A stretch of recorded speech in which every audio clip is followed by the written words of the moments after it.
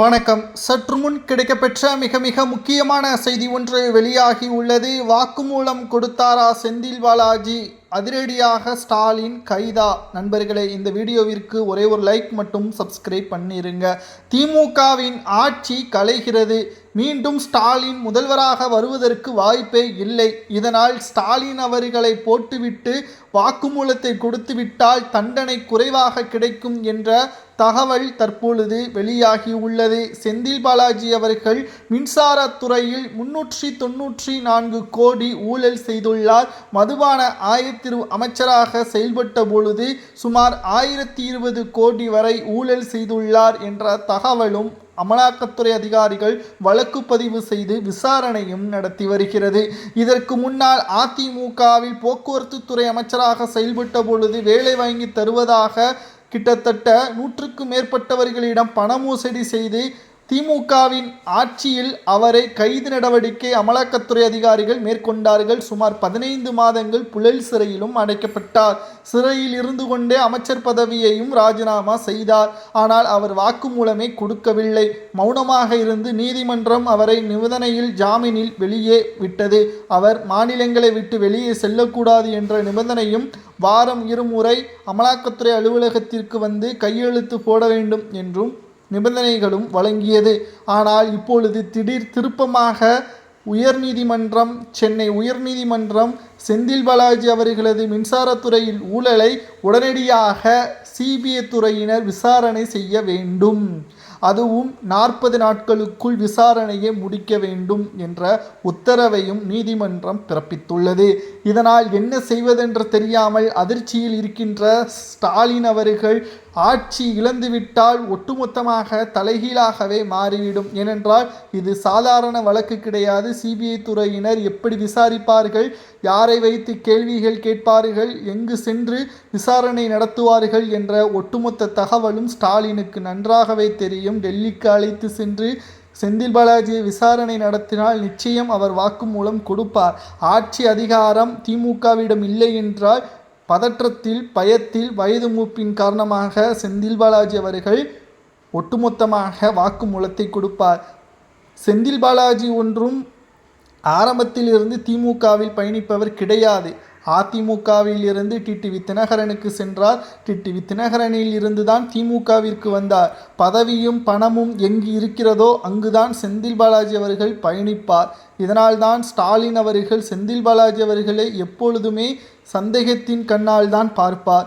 ஆனால் அதிக அளவு நம்பிக்கை வைத்ததற்கு காரணம் திமுக ஆட்சி நிச்சயம் அந்தர்பல்கி அடிக்க மாட்டார் என்ற நம்பிக்கை ஸ்டாலினுக்கு இருந்தது. ஆனால் கள நிலவரம், அரசியல் சூழ்ச்சிகள், மாணவர்களது எழுச்சிகள் தற்பொழுது ஸ்டாலின் அவர்களுக்கு எதிராகவே மாறிவிட்டதாக தகவல்களும் தற்பொழுது கிடைக்கப்பெற்றுள்ளது.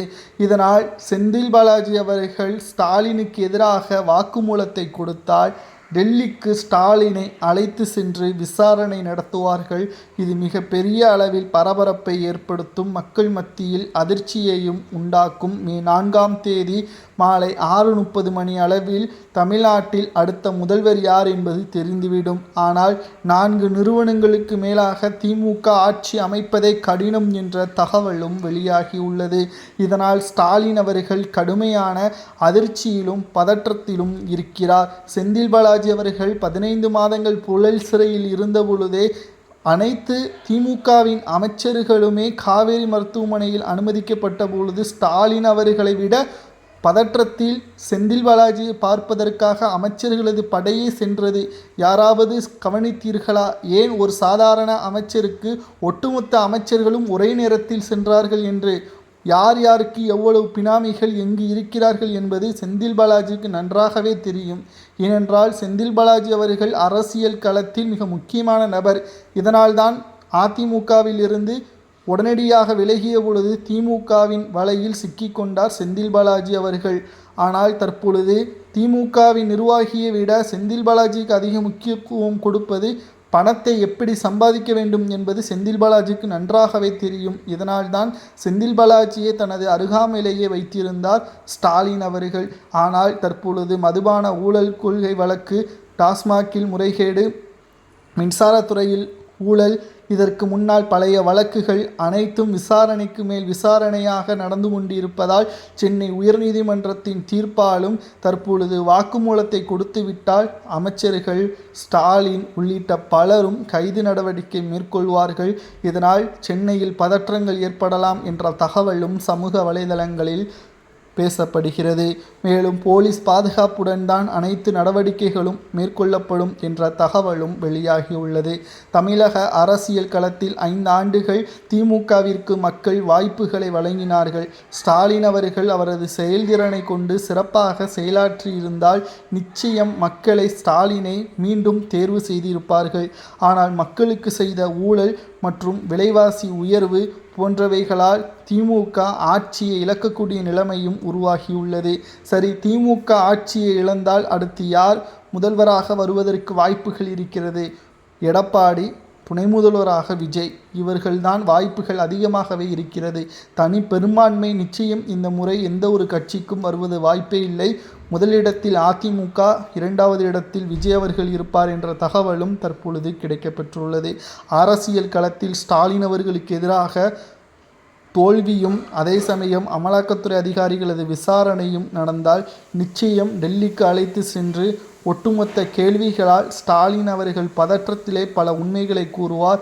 ஆனால் செந்தில் பாலாஜி அவர்கள் கொடுக்கின்ற வாக்குமூலத்தை அடிப்படையாக கொண்டுதான் கேள்விகள் நடத்தப்படும். இன்னும் ஒரு சில நாட்களில் தமிழக அரசியலில் பல மாற்றங்கள் வருவதற்கு வாய்ப்புகள் அதிகமாக இருக்கிறது. நண்பர்களே, இந்த வீடியோவை முக்கியமாக ஷேர் செய்யுங்கள், குறிப்பாக பதிவு செய்து வைத்து கொள்ளுங்கள். ஏனென்றால் தேர்தலுக்கு பிறகு தமிழக அரசியல் களத்தில் மிக முக்கியமான ஒரு மாற்றங்கள் வருவதற்கு வாய்ப்புகள் அதிகமாகவே இருக்கிறது. திமுகவில் தனி பெரும்பான்மை இழந்தால் அடுத்த தலைவராக ஸ்டாலினுக்கு அவர்களுக்கு அடுத்து உதயநிதியை தேர்வு செய்வதற்கு பல எதிர்ப்புகள் உருவாகும்.